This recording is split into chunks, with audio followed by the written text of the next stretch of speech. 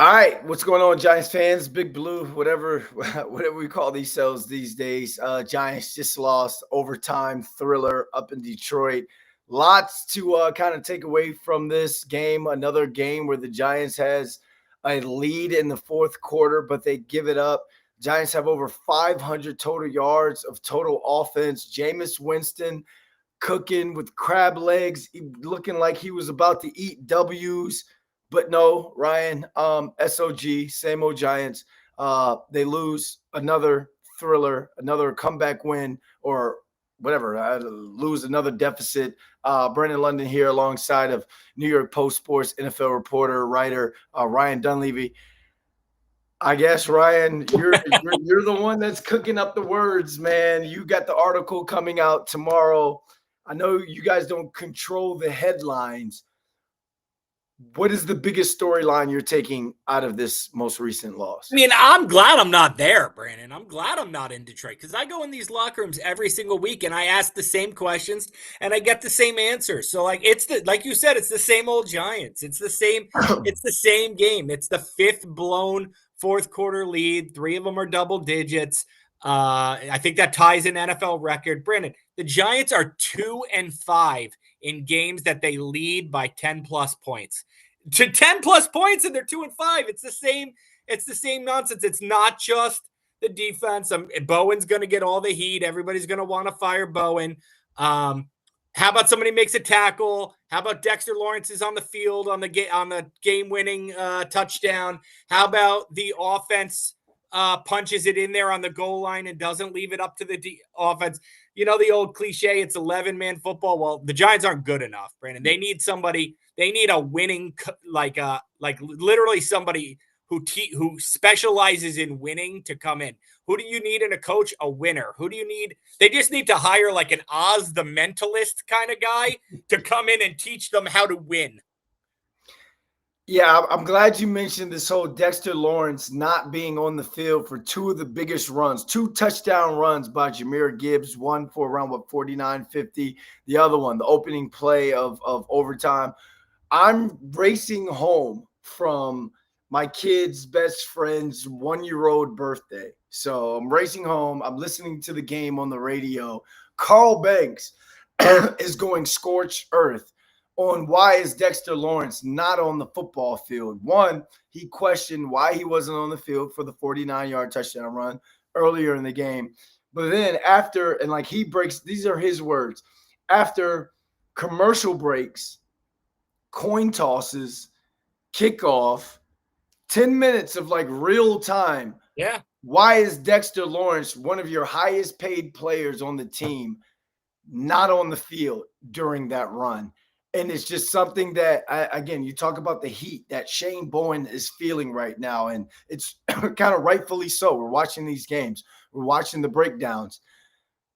But Ryan, like if you were at the game and you're going into the locker room, what questions are you asking to get the answers for the fan base on why Dexter Lawrence was not on the field in crunch time? So we already have the answer. Mike Kafka said Dexter Lawrence was, quote, nicked. So that's why they were holding him out on third downs late in the game. So he also said that's why he wasn't on the field for first down in overtime. So he was nicked up. I don't know what to tell you. I don't know what to tell you. I don't know what to tell you. Like, I don't know what nicked up means. They'll find out. The guys who are there will ask Dexter Lawrence, like, look, you played, Brandon. If you're hurt, if you're injured, then if you're injured, you can't play. If you're hurt, you play through it. And so it would depend how bad he was banged up on that play. But again, we already went through this, Brandon, before Carl Banks called out Dexter Lawrence after one of the games and said no one respects you. It was the Cowboys game in September, Brandon, where Dexter Lawrence wasn't on the field for some of their big touchdown runs. We already did this. This is like the worst nightmare ever. This is like an episode of The Twilight Zone where the guy keeps waking up in the executioner's chair, and the only thing that changes is the guy's faces. It's a great episode. It's like One time this guy is the judge, the next time he's the lawyer, the next time he's the victim. But every time it's still this, it's different characters, but the result's the same. The guy gets executed. And that's what's happening to the Giants. It's like the same story everywhere. I've already had this conversation. Why isn't Dexter Lawrence on the field? Oh, he's coming back from injury. He's banged up. He wasn't great. He wasn't in great condition. He can't play every play. You got to find times to steal him a snap. We've already had this discussion. Yeah, it just goes. It brings me back to when. Do you remember when Randy Moss beat Darrelle Revis on that post route at MetLife Stadium, and he one-handed it? Revis had the bad hamstring. Revis took accountability and said, like, he wouldn't use the hamstring as an excuse. He says, I'm out there, so that means I'm 100%. And if you don't have a player that's 100% and it's one of your better players, why even dress him? Why even be in a situation? He got nicked up. I don't know. Maybe he got nicked up during the game. I don't know. I honestly, I don't know. He can't play every play. I get that. He's not a corner or a safety. Defensive tackles don't play every game. But here's the bigger problem to me, Brandon. Like, this is what no one's going to focus on. So, everybody's going to focus on Shane Bowen didn't put him in, or Dexter Lawrence, didn't fight to be in or wasn't in. Why is it Dexter Lawrence or bust? This is an NFL football team. Why don't they have somebody else on the team? Why hasn't Joe Shane put together a roster in 4 years where somebody else is capable of giving Dexter Lawrence a breather without it being a 69 or a 49-yard touchdown run? Let him run for 7, and then Dexter Lawrence gets back in. But the option is DJ Davidson or Jordan Riley or, Nacho actually played well today. Roy Robertson Harris. Like, Dexter Lawrence comes out of the game, and it's a drop from here. I don't even know if you can see me on the screen. It's a drop from here to here when Dexter Lawrence comes out of the game. Just have a decent backup who can buy him a snap. Like, it's a 4th-year roster. There's been the same problem the whole time. They can't stop the run, so you can't ask him to play every snap. So when he comes out of the game, just have a functional player who gives up 5 or 7 yards instead of 69 yards. See, I'm thinking as an offensive player, and I'm just fixated on one thing here. My frustrations is with the coordinator, but you're looking at it from a grand scheme of things as a whole, and you're kind of absolving Shane Bowen a little bit. I mean, I just know what Shane Bowen is, Brandon. We know this. We know that. We know he's at fault to a degree, right? We know they've done this 5 times. I don't want to absolve him. He's at fault, but everybody wants his head on a stake. Everybody's like, if Shane Bowen's gone, then all the problems are fixed. Well, they said that about Brian Daboll. They're 0-2, and the 2 losses look a lot like the other losses. If Brian Daboll's gone, then the problems are fixed. No, the problems are still the same. If Shane Bowen's gone, you think what? They're not gonna blow a 4th quarter lead. They might not have a 4th quarter lead. If Shane Bowen's gone, they might play bad defense for 4 quarters. So, like, everybody wants to blame on his head on a stake. He is to blame. So is everybody else.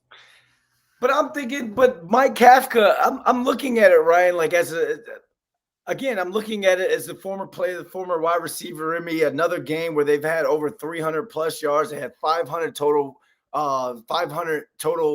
yards in offense. I'm looking like Mike Kafka is doing what he is supposed to do in terms of the offensive side of the football.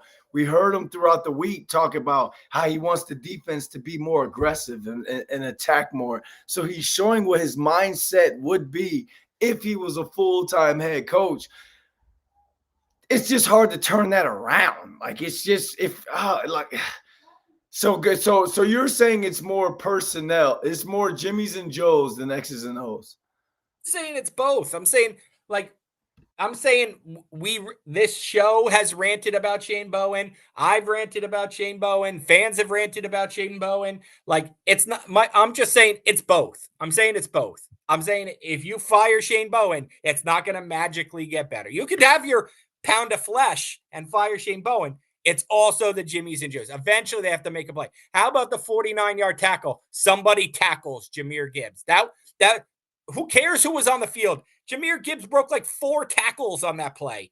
Like I'm talking about the 49 one, the 69-yard one, he was untouched. The 49-yard one, he broke like 4 tackles. How about this is a defense with a lot of high-paid players. Make a tackle. How about you're just fast enough to like cut him off at some point? He's gonna let him go 20 yards. Like it looks like Jahmyr Gibbs, who's one of the fastest players in the league, is going at a different speed than everyone. It looks like the Giants are stuck in cement all the time. How come their defensive backs are always stuck in cement? It's not just Jahmyr Gibbs.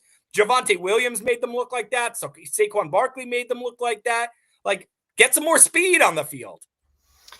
Yeah, Giants defense is underperformed to what we looked at when we looked at them at paper, and everyone was talking about this defensive line, like comparing them to the 2007, 2011 defensive line. We haven't been able to see that. Brian Burns had a chance to get himself a sack today. Jared Goff was able to shake him off, and that's when I knew something was going on with this game. It wasn't right. When you got Spider-Man not being able to wrap up and finish on a Jared Goff, it's one thing after the next when it comes to this team. And it's just one player after the next, whether it be a guy that is what we call just a jag, just a guy, or some of your highest paid players not coming down and making plays. And everyone's just, it's like that Spider-Man meme that where everyone's just they just point at each other. Yeah, you make a bad play, you make a bad play, I'll make the bad play next. But then I make a bad call, then you make a bad call. How about what game was it? Dayball's last game where the defense was like kind of melting down, but not fully, and the offense was kind of melting down, but not fully. And then Jamie Gillen has his good season, and he's like, "I'll just shank a punt here and throw that into the mix." My turn, your turn.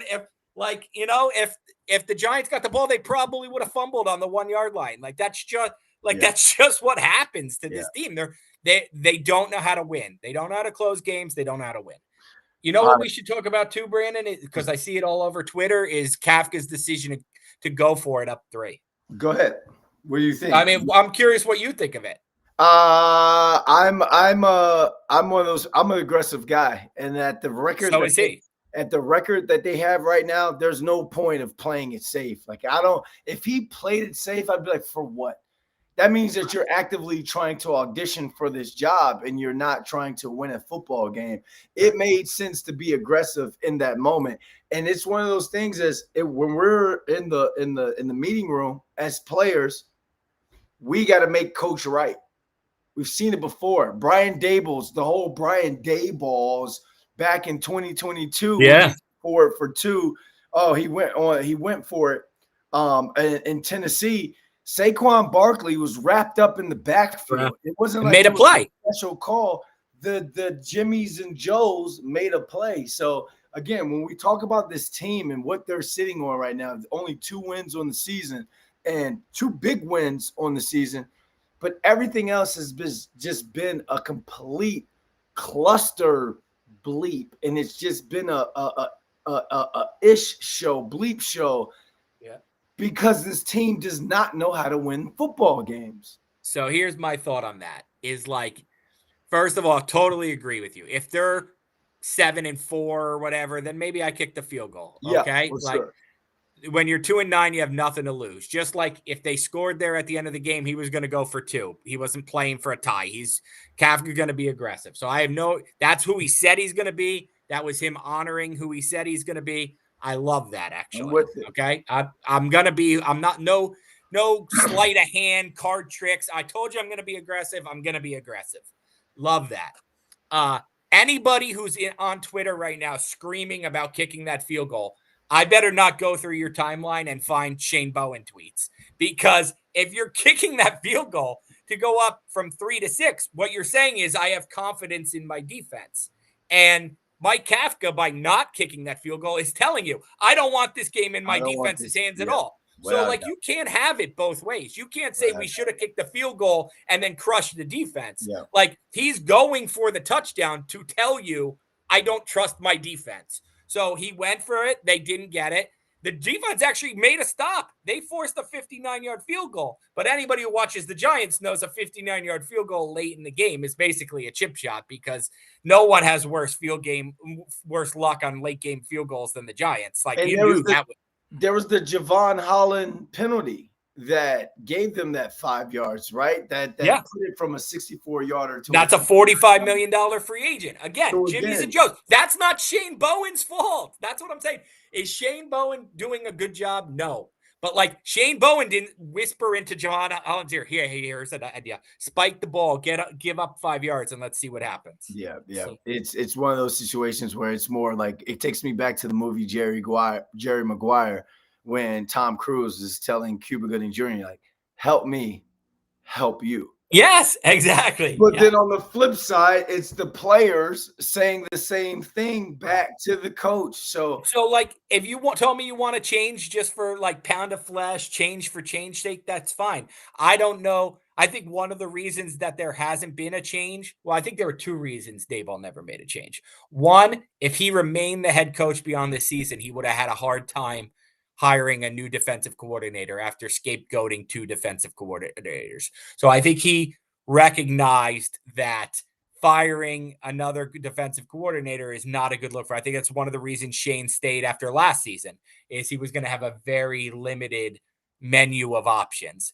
So I think that's one reason that Shane Bowen's still here. And then the second reason is I don't think there's anybody on the defensive staff ready to step in. And maybe that's Brian Daboll's fault. Maybe that's Shane Bowen's fault for taking mostly Wink Martindale's assistants and keeping them. Maybe that's somebody higher than Brian Daboll or Shane Bowen's fault for forcing that coaching staff to stay together. Like, I don't know whose fault it is, but Andre Patterson has never called defensive plays. He's a 60-something-year-old assistant in this league. He's been around a long time. John Egaruru's been here for a long time. He, had a coaching spot in the, I think he was a DC in one of the all-senior all-star games for college. Never been an NFL DC. Who am I missing? Marquand Manuel. He's called defensive plays for the Falcons in 2017 and 2018. He was their defensive coordinator. But this is his first year on the staff. So he's still learning the defense, basically. His defensive playbook is probably closer to Dan Quinn or Raheem Morris. So that's a totally different playbook. That's a hard thing to ask your guys to learn in 8 games into a season. So I don't know. It's not like there's this guy, like, if you fired, I'll just make this up. If you fired, when you fired Robert Saleh, Jeff Ulbrich was the next in line. He had already called plays. He knew the defense. He was an obvious next in line. If you fired Wink Martindale when he was here, Drew Wilkins is like mini Wink Martindale. He was the obvious next in line to replace him.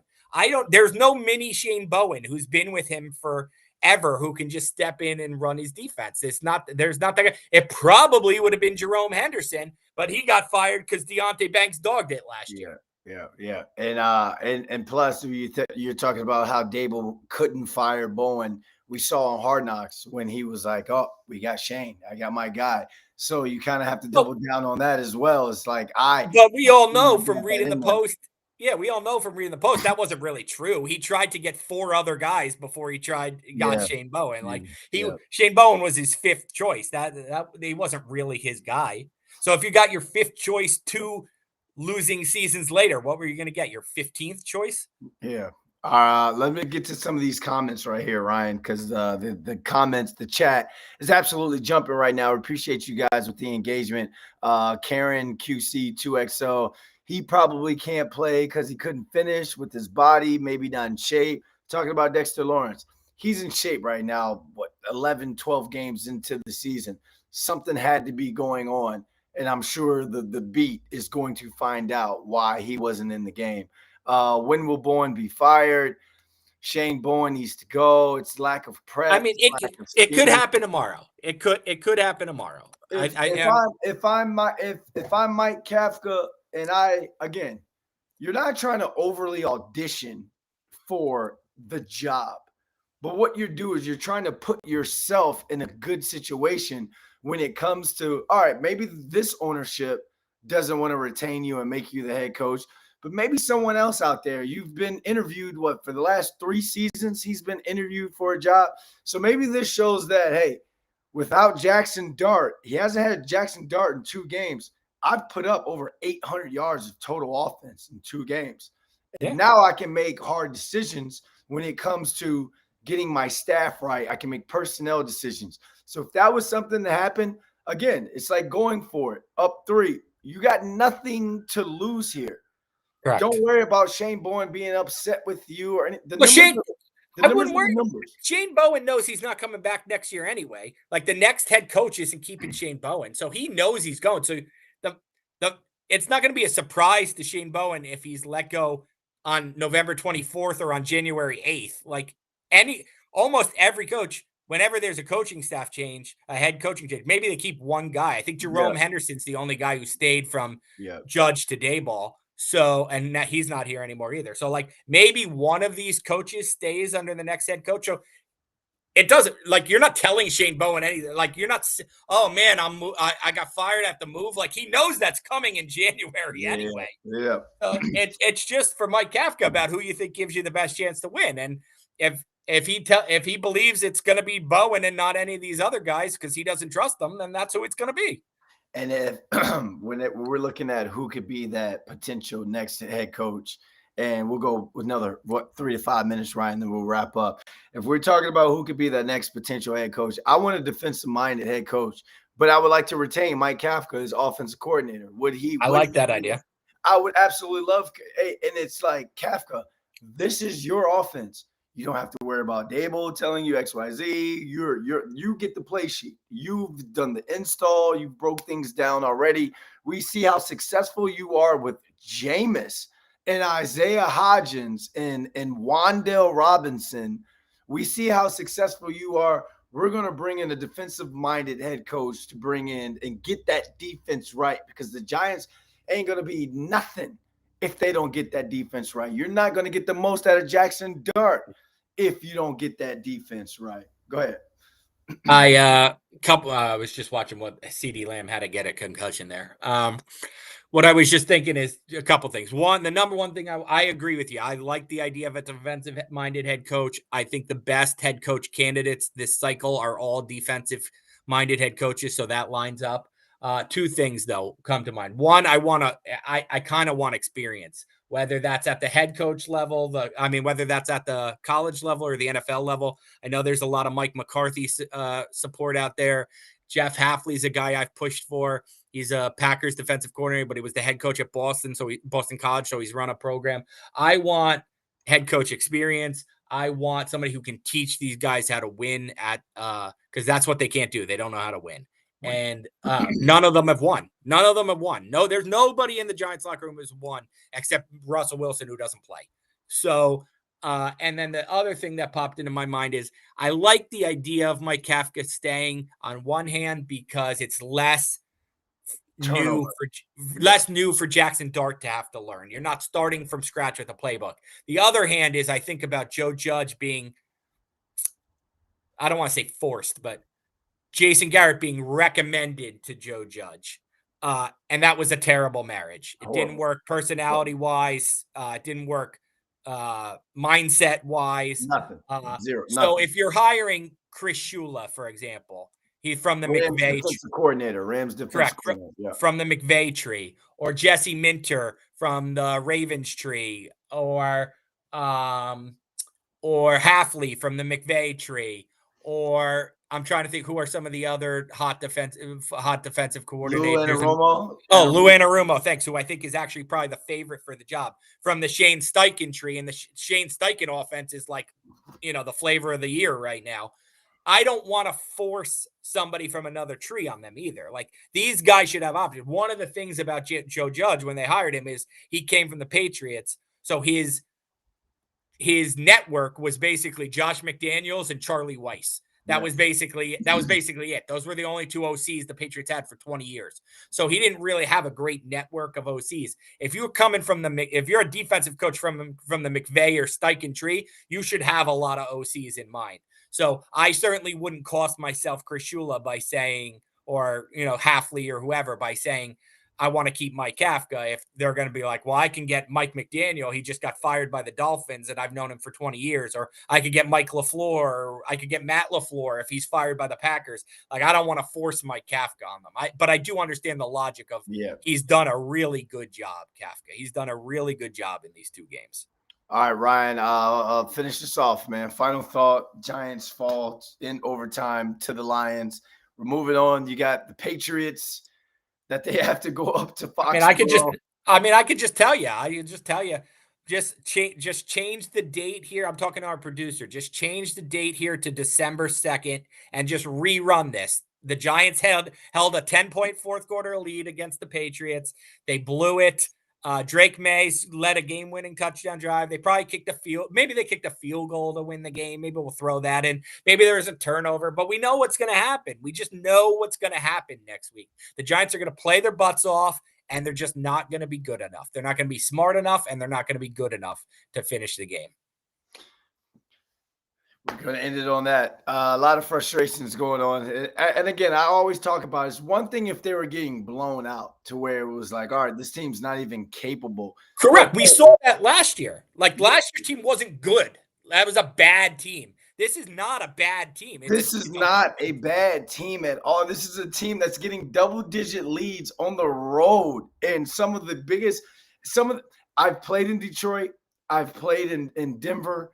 Those are some of the hardest places to go out and enforce your will early because of everything that's going on, whether there's crowd noise, environment, atmosphere. You can't breathe in Denver. But for you to go out there and jump on these teams the way they're doing, this isn't a bad team at all. And that's what makes it even more frustrating. It's just because it's like, I could get it if you're a bad team and it's just like, whatever. I got NFL Red Zone on the other channel on my laptop anyway. But no, you're locked in because you're thinking, you're hoping, you're holding on to that hope to where, oh no, Giants may actually win this football game. Yeah.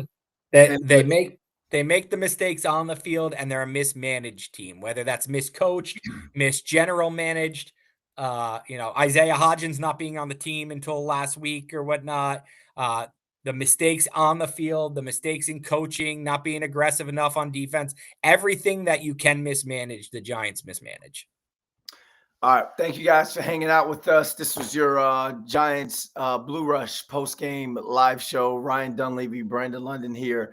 We'll see you guys Wednesday this week for our pregame show with Paul. So make sure you go ahead and tap in and lock into that. Once again, Giants fall to the Lions. Wish we had a little bit more upbeat, more positive to talk to you guys about. But, hey, that's just football. It's just business. Thanks for watching Blue Rush.